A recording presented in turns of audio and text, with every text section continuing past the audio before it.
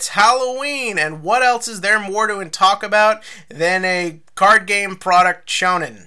Yeah, I'm not gonna lie, people. I've been doing Halloween stuff like all day, and I'm going to a midnight screening of Rocky Horror Picture Show after this. Which, if you've never gone to a midnight screening of Rocky Horror Picture Show, it's actually a lot of fun. Obviously, that movie is a comedy. It is a parody. It's ridiculous. But there's something about seeing something that goofy at a time of night, on a day of night, that is meant to be, like, legitimately scary. That, I don't know why, just kind of is a lot of fun for me. Also, in his prime, Tim Curry is something that can be enjoyed all hours of the day. Anyways, so on to the actual episode. I want to make this clear. I still think this Go thing is poorly handled. I think it came out of nowhere. I think it is unnecessary. I think it was a genuinely stupid idea to do this to him. That being said, I felt like this week they kind of did a lot to fix it. Maybe not necessarily in ways that 100% work, but I think in ways that at the very least have me going, I'm kind of curious to see where this is going. Now, first up, I should still preference this. We kind of got cheated out of really experiencing what they're doing here. Because a lot of people pointed this out in the comment section below, or bleh, I don't know why I said it like that, in the comment section last week, that this is an interesting idea, and a lot of people said they like the idea of what's happening to Go, even if they acknowledge the execution's not that good. The thing is that I actually 100% agree with that. Like, yeah, this could have been really interesting, but I would have liked to have seen it. Like, the thing is that the concept of taking a hero and sort of bringing them down, I actually think is a really fascinating thing to watch. One of my favorite characters in all of anime, and by default then one of my favorite arcs to watch in anime, is Sayaka Miki in Madoka Magica. To the point where I don't even give a crap about anything else in that anime.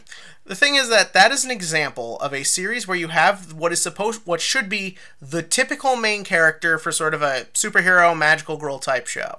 You have the good to their heart, maybe a little aloof person who wants to stand up for what's right and protect the people they love and all that good stuff. And you get to watch this horrifyingly fascinating storyline of this girl who just has all that sort of stripped away and taken away from her as you see what everything and all it does to her. It's a fascinating thing to see happen and truly heartbreaking the direction it goes in. But the thing is, we get to see it. Like, that is an example of they basically got rid of everything else going on in the show to show you that. So you got to understand everything. You understood what was going on in her mind. You understood what was going on in the world around her, why all of this was affecting her the way it affected her. I didn't feel like we got that with Go, and I would have liked to have seen that.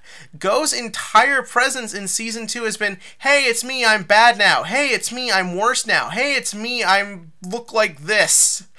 Like, that's been it. If we got to see Go basically be from being the good, wears his heart on his sleeve, always wants to stand up for what's right guy, and be turned into essentially just this, like, drug addict looking dude, I think that would have been really fascinating to watch, but we didn't get it. And instead we got mostly just, we gotta go here, to do this, to do that, and we got a whole other main character that is basically pointless. Homura hasn't done anything in, like, what, 10 episodes? Like, seriously. But it sucks because I think there is some good stuff here.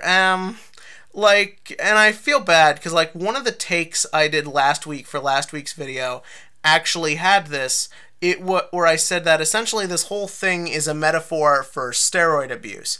Now, obviously, Go is inspired by wrestlers, but you can also make a lot of similarities to just athletes in general. And obviously, as we all know, a lot of athletes fall from grace when they feel like to keep up or to get better, they have to abuse steroids or other drugs. And, well, that's literally what is happening here. Go is taking some sort of foreign substance to make himself better in game, and it's destroying him because of it. It's a very good steroid metaphor, and I appreciate that they do some interesting stuff to show how far it goes with him. Like, I like that when you see the brain hack background, it has that sort of typical, like, neuron, like, inside the mind look you get a lot of times, but it all looks digitized. So it sort of, like, shows how far the AI is taken over. That's a clever metaphor. I like that you sort of see Go, like, getting more into it. The more he takes it, the more into it he gets, the more he needs, the more he craves, the more he needs that power just to understand who he is anymore. I love when he's getting too much of it. You see, like, his eyes are getting red. You see all the veins around his head, like, really exploding. Like, it really is a nice metaphor, and it really has some creepiness to it. I just wish the build-up to it had been there, and the decisions around it were better. Because it really has a cool place in the story, but it just sucks that it ultimately just serves the purpose of we need to keep Go around because people like him. Like, it doesn't feel like this was the planned arc for him from the beginning. It feels like we were scratching our heads trying to figure out a way to keep relevant. And one of kind of the rules of character design and character writing is that if you need to sort of strive away from who the character is supposed to be just to keep him in the story, your problem is somewhere else. Or let's be real here, it's someone else.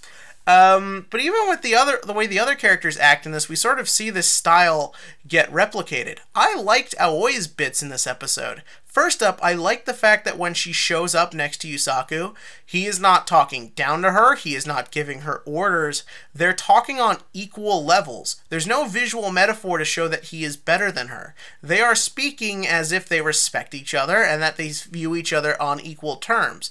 That's pretty good, considering how they've treated Aoi up to this point.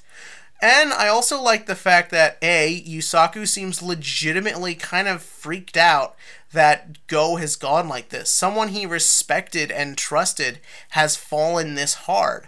Like, that actually does affect him, and that's a nice scene. But I also like that Aoi is the person who then proceeds to step up. Aoi is the one who collects her composure first to take Go on and to try and stop him from getting off with Earth. That's a real good scene. But the thing is, it kind of just serves to remind you she's there. Because lo and behold, how does the episode end? She's remembering, she's curious about the Ignises. What does the preview tells us? There's a connection with the Ignis. It's basically just so you can keep her relevant, because again, we wrote her out for someone else. Like, that's kind of it. But that being said, for all this episode's issues and story problems, the Earth death scene is horrifying. Oh god, this is where Yu-Gi-Oh! Is at its best, just being twisted and screwed up. Like, no, it's not enough he's captured. It's not enough he lost the crystal heart. It's not enough they actually had a fairly decent metaphor of, like, mind versus heart going on here. No, they cut him to pieces in front of us. Meanwhile, like, everyone at Soul Technologies, minus the one guy we're supposed to like, might as well be cackling supervillains doing it.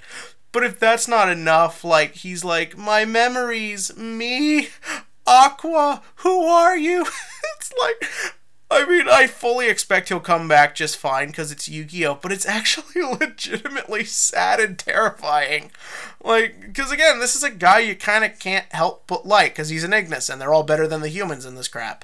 But it is sad to watch, and like, it does have this gut-wrenching quality to it because they bring it to a very personal level. Like, you see him sad, he's forgetting the person he cares about most. You see him losing who he is. Like, first he loses his strength, like, with his arms, his legs, and then, like, it's a really sad scene, and I like that you see people react. Like, the way I and Flame are just shocked when they feel him go. Like, it's a really great scene, and I liked it a lot. Let's get stuff with that level of emotional weight. Not, I'm back after 10 episodes, baby. What did you think? In the comments section below, give me your thoughts on this episode, if you think that this whole metaphor with Go is good, or if it can be fixed. I think it can be fixed, but I think when we look back on this one in a few years, we're going to sit there thinking, oh yeah, this was the thing that they definitely should have fixed. And as for the TCG question of the week, now we talk about the really scary thing, Danger FTK. What do you want to do about it? Do you think we should just ban Firewall? Do you think Konami will have to hit their precious Danger engine? Or do you think they'll probably just ban all the Cannon Soldiers and Amazonas Archers? Honestly, even though, yes, I do acknowledge the problem is Firewall, the problem is the way the Danger engine is becoming so splashable and abusable, I hate Cannon Soldier because he's in a stupid FTK every couple of years. If they banned him for a little bit, I kind of would just be okay with it. Also, I don't have a regional till January, so I don't give a shit. So, tell me what you think about that below. And as always, click to like, click to subscribe, and have yourself a happy Halloween.